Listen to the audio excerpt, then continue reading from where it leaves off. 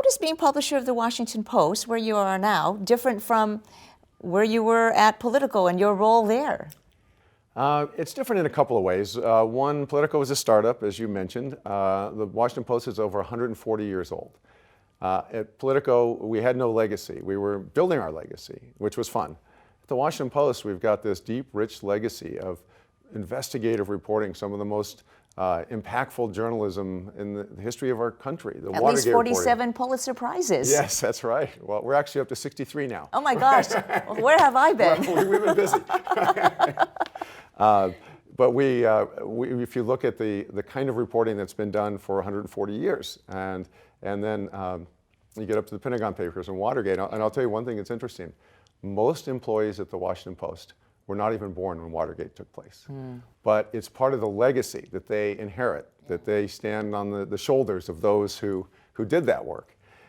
Politico was smaller, it was more regional on Washington, and the Washington Post, we're really focused on much more of a global audience.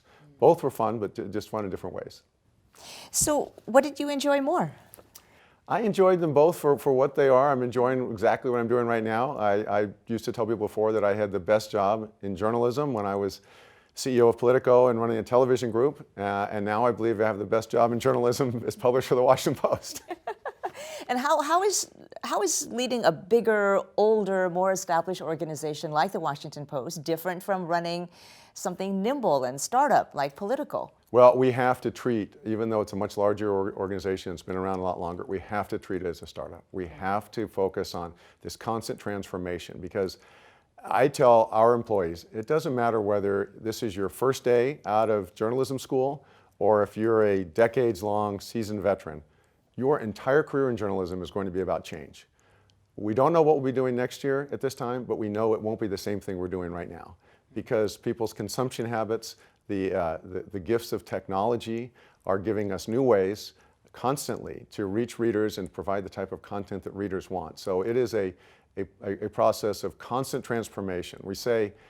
People say, are we out of the woods yet? And I say the woods don't end. We will never be out of the woods, because there'll always be a need for further transformation.